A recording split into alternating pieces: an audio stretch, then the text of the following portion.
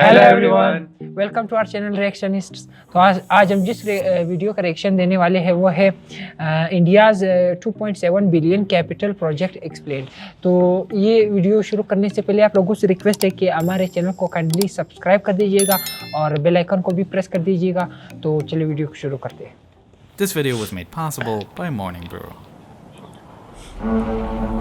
This is the plan for India's new government district, which is currently under construction. The Indian government is planning for a massive redevelopment project in the country's capital, New Delhi. However, the new buildings that will serve as the seat of government will not be built in a new location. Rather, the current administrative center, which includes the Indian Parliament, as well as the official seat of the Indian President, will be completely renovated, with total costs estimated at around $2.7 billion US. And this project symbolizes a renewal process that has been in the making for a long time.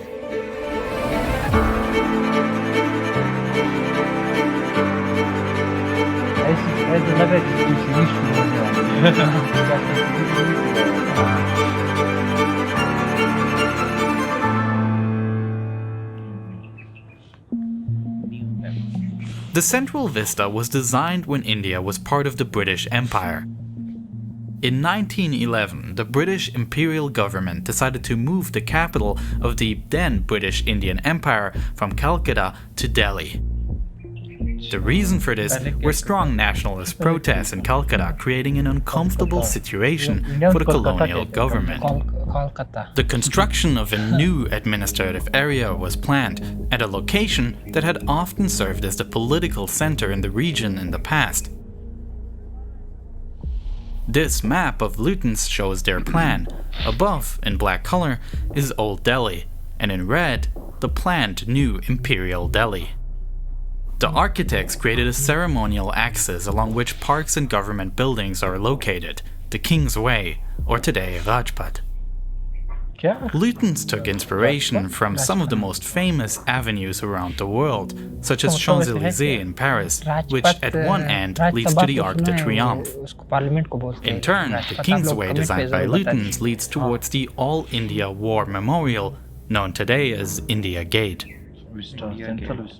Another great inspiration was the National Mall in the US capital, Washington, D.C. Both cities are characterized by a central axis, which is about 3.5 kilometers long. Both centers are arranged similarly in terms of their geometry, with shorter cross-axes and diagonal streets which lead towards the main way. On one end of the Washington Mall is the Capitol, the seat of Congress. Vice versa, on one end of New Delhi's central axis, you find Viceroy's House, the official seat of the representative of the monarch of the United Kingdom. Even if architecturally clear similarities can be recognized, it is nevertheless important to note that the context in which these two administrative centers were created is fundamentally different. After all, Washington, D.C. came into being as a result of American independence. A new capital city was designed from the ground up. The administrative center of India, in turn, emerged in Delhi, which already was one of the oldest cities in the world. By setting up their seat of government here, the British linked their monarchy with the deep history of the subcontinent. While Washington was the result of liberation, New Delhi was commissioned by a colonial power. After India gained independence, the administrative district in Delhi became the center of a new independent nation. And it was further developed as many of the buildings had to change their function. Viceroy's House became Rashtrapati Bhavan, the official residence of the President of India. The parliament, which originally housed the Imperial Legislative Council, is now used to house both chambers of India's democratically elected parliament. Meanwhile, the population of the city increased, and there was immense development pressure on this area. New office buildings were constructed, but there was a lack of vision of how this area should be developed. Today, the Central Vista is certainly a landmark in the country. The parks have become a popular social gathering spot, and every year on January 26th, the Republic Day Parade takes place. However, since many of the buildings are now being used for a different purpose than originally intended, this administrative center actually only houses part of the government buildings. The Secretariat buildings are supposed to house the various ministries of the Indian government. However, their size is no longer sufficient, which is why a large part of the ministries, as well as the Prime Minister's residence, are located outside of Central Vista. Therefore, the Indian government has decided to redevelop the entire area. Under the direction of Indian architect Bimal Patel, the architecture firm HCP designed what is supposed to be the future of Central Vista. The Parliament building is clearly too small for today's requirements of India's democracy, and it is in a structurally desolate state. Therefore, a completely new building will be created, right next to the old Parliament. While the old Parliament is circular, this new Parliament is in triangular shape. Nevertheless, it references many of the ideas present in the current Parliament's design. Today's Parliament building consists of 3 semicircles that face each other. They house the 2 chambers of Parliament as well as a library. In the middle, there is a common hall from which you can navigate to the different rooms. And in between these halls, there are various courtyards. The whole thing is surrounded by a circle that provides space for offices. In a very similar way, the new Parliament will also have office space facing outside. Inside, however, the space is used significantly more effectively by reducing the courtyard area. The 2 chambers of Parliament can therefore be built much larger in order to meet today's requirements. As already mentioned, the Secretariat buildings are not sufficient for all the different ministries, and many of the buildings that currently stretch along the Rajpath and house additional offices are in poor structural condition. These buildings will therefore be demolished to make way for a massive new Central Secretariat. This should unite all ministries of the Indian government in one place. These large buildings will each have a courtyard in the middle, which will serve as a meeting and relaxation space. In order to make commuting to work easier, the architects have planned underground electric people movers that stop at every office building. Furthermore, a central conference center is being built in which larger events can be held.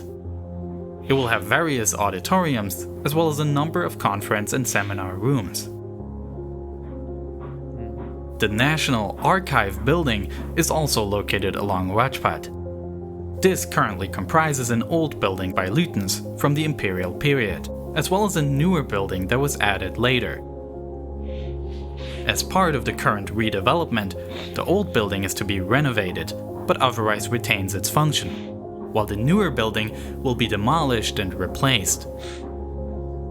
Also currently located along Rajpath is the Indira Gandhi National Center for the Arts, a major government-funded cultural institution in the country. The center will have to move, as the current buildings will be demolished to make way for the new Central Secretariat. A new building for the institute is to be built on the India Gate Circle. Another building that needs to make way for the new Central Secretariat is the National Museum. But since all ministries are now united in this Central Secretariat, the current Secretariat building loses its function. The plan is therefore to relocate the National Museum to these 2 much larger buildings. The new National Museum will then have 3 times as much space as it currently does. And architect Patel, who oversees the redevelopment, also considers this a symbolic change that reflects the power of the people in a democratic nation. The British built the old Secretariat on an elevation, with the government buildings located on Raisina Hill. But with the new plan to convert these buildings into a museum for the public and to relocate the Central Secretariat along Rajpath, the arrangement reflects the rule of the people in an independent India. Presently, You know, if you are lucky and if the Prime Minister is not in office, then you can walk up and gape at those buildings and see these big architectural instruments of intimidation and wonder what goes on inside. Now they will become museums that you can walk up to. Patel's plan also moves the residency of the Vice President and the Prime Minister to a new location. Currently, the Prime Minister's residence is outside of Central Vista. This new arrangement will not only bring these office holders closer together, but also reflect the political hierarchy of India. Centrally located is the seat of the President, the highest-ranking office in the nation. To the President's sides, there will be the seat of the Vice President on one hand and the seat of the Prime Minister on the other hand, who, although having the most political power, comes in third in the nation's ceremonial hierarchy. Adjacent to this residence is the new office of the Prime Minister, which is then located directly opposite the old and new Parliament. Finally, the Rajpath, the central main axis and its parks, will be fundamentally overhauled. New vegetation will be planted, facilities will be completely renewed, and pedestrian underpasses will improve the experience for visitors. The Central Vista redevelopment project is controversial in India, and there is criticism from many different sides.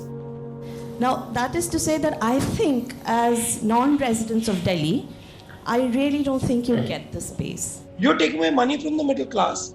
You're not giving money to the poor people, and you're spending it on your Central Vista. Most of your presentation talked about making incremental improvements to status quos, that there was no larger ambition. Questions regarding the project's ambitions are commonly discussed in India. It is a challenging question, especially since the architects were faced with the difficult task of renovating an already existing landmark. This area is deeply connected to Indian history, as well as the British Raj. For some critics, this project represents an attempt to erase colonial history from this place, and therefore from collective memory. For others, the design is too restrained and lacks vision. Much of the criticism also relates to the point in time when this prestigious project is being implemented. As the government is spending large sums of money on this project at a time where the nation is facing the life-threatening challenges of the COVID-19 pandemic. The timing of this project also seems inappropriate to some in regards to the current state of Indian democracy. Just recently, the US-based organization Freedom House, which monitors the state of democratic institutions worldwide, has, in a controversial move, downgraded India from a free democracy to a partly free democracy. Nevertheless, the project is currently under construction, even if the discussions will certainly continue for a long time. Architecture can do many things. It can look ahead to the future or into the past, or, as in this project, try to build a bridge between the two. In addition, architecture can be symbolic and embody ideas such as openness, transparency, democracy, and equality. But what architecture cannot do is put these principles into practice and protect them. This is a task that will remain with politics and civil society.